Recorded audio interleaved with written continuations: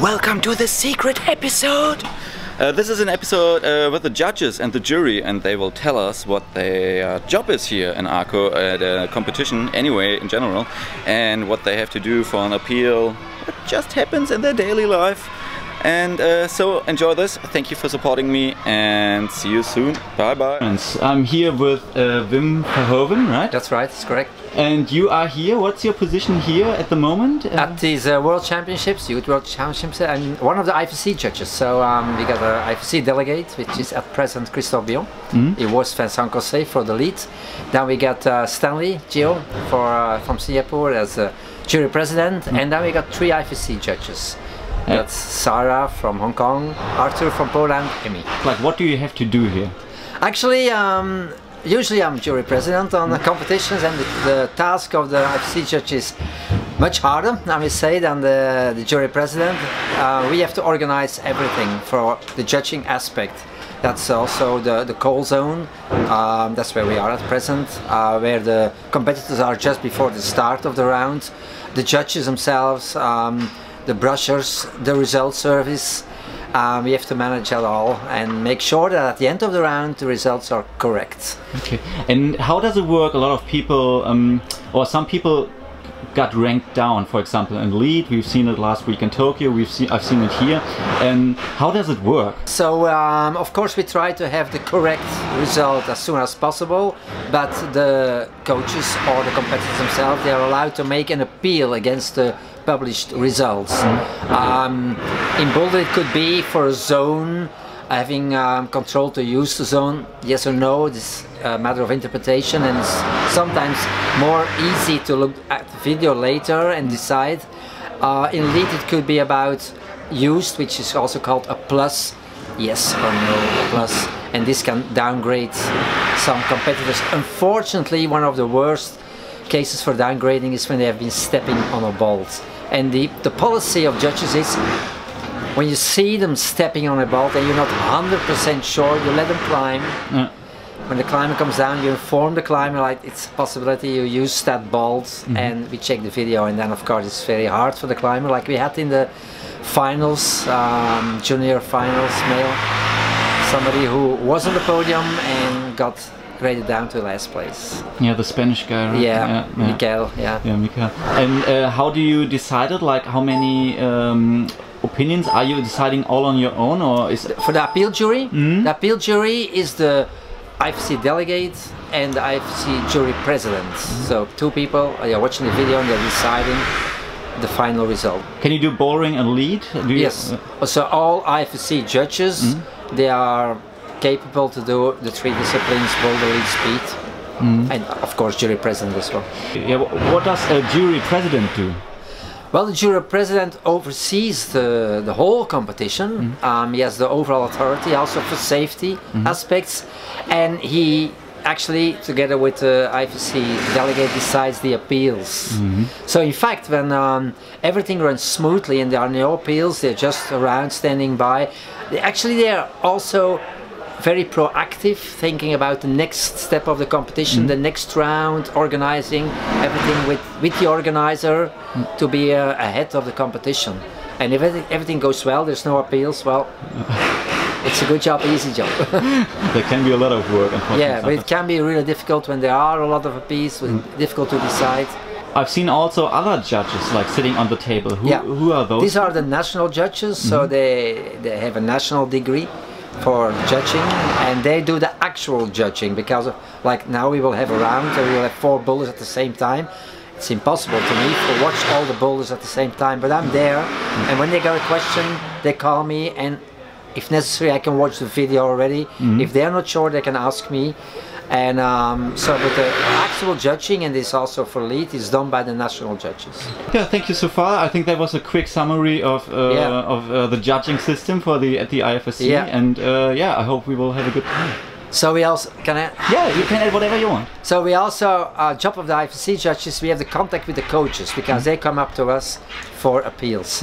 And it's really, really good. It's really nice. And the atmosphere nowadays within the coaches, they're so friendly, because they realize that we are actually on the same side. You know, we are not opposite. It's not coaches opposed to the judges. We are in the same team because we want the most fair results for the athletes. So that's very nice. Even if they do an appeal, it's very friendly, and we help them, and also for the wording of the appeal, and so that's a really great atmosphere here in Arco.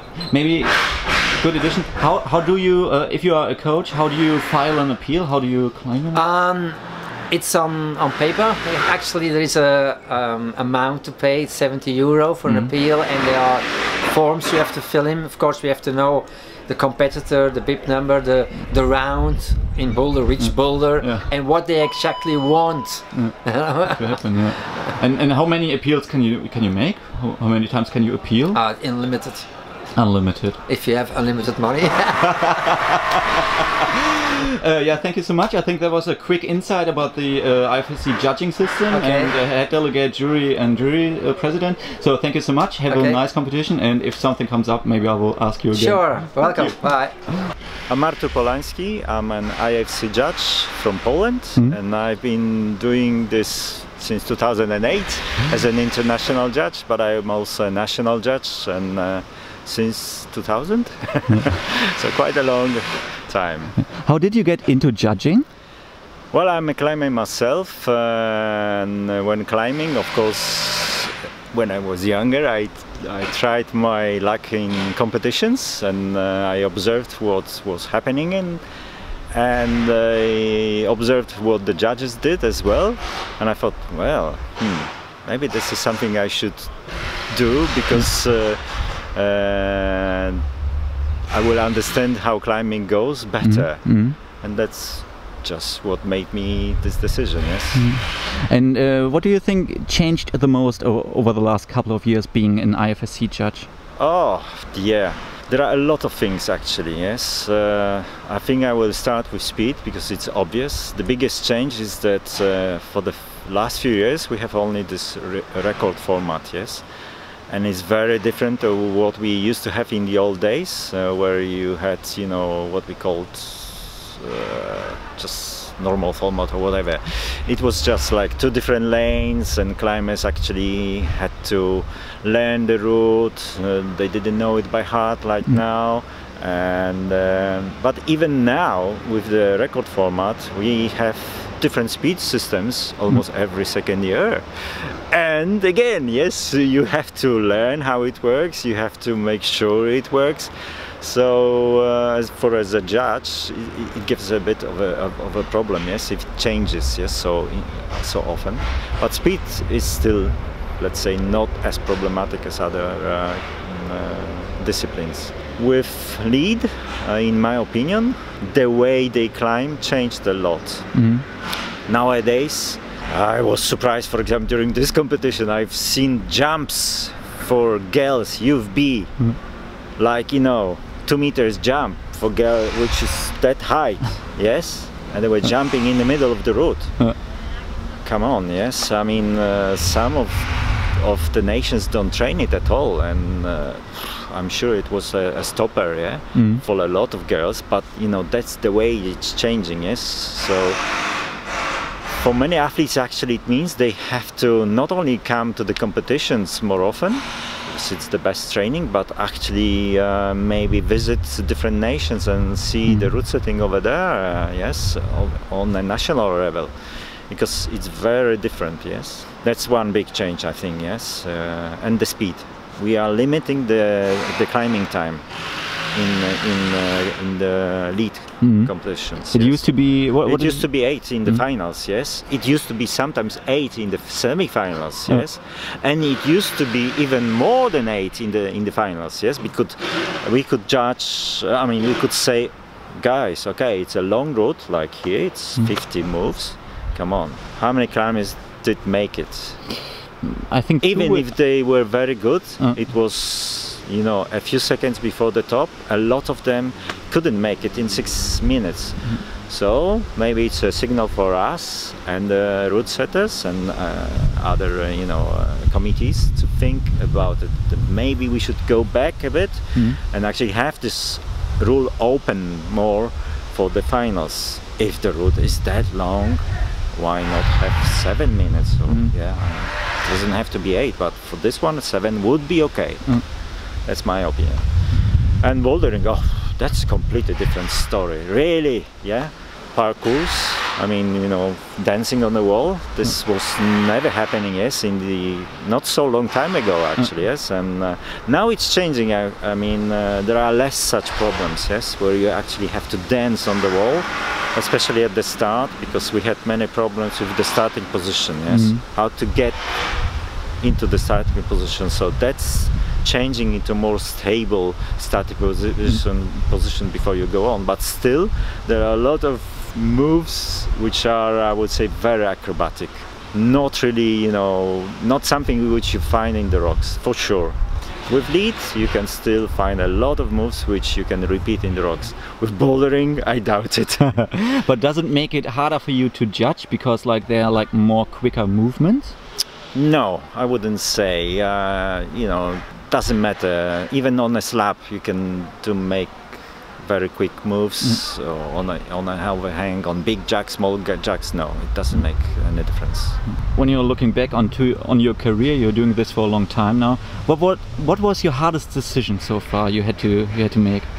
The hardest decision, I think the hardest decision I had actually in my national competitions. Yes, it was championship, Polish championship, and there was a big roof, and there were 2 guys that were equal after the qualification, after the semi-final, and in the finals there was like one big move in the roof, and none of them could do it, but one really moved on. I mean, kind of did a crazy jump, and the other one just moved a little. So it was a difference in plus and plus, which I don't like. This was a very hard decision to make. And before there was only plus and a minus as well. Can you tell us about the minus just quickly? The minus, well, the minus worked to some extent. So if a climber went for a hold and slipped immediately, then it was considered a minus, yes. In this way, actually, it helped us to differentiate climbers in many different places, but only in such positions where many climbers actually fell from a hold. Nowadays, with the route setting, which is better and better every year, actually, of course, there are sometimes, you know, moves, jumping moves, yes. But in most cases, it's like, you know, that the route setters take very good care that there are no positions where actually, you know, I don't know, 10 or 15 climbers fell from the same hold, and one would be a plus, one would be a minus. Then it helped us. Nowadays, it's not so important. Do you have anything to add you just want to share from your side? No, I think we should just invite everyone to come to Arco and enjoy the show. It's fantastic. Yeah, let's enjoy the next round, and I think you have to work again, and sure, I will record something. Thank you so much. Thank you. If you don't know where this video was recorded, this was at Arco at the World Youth Championships. You can find the other videos from this competition here or here.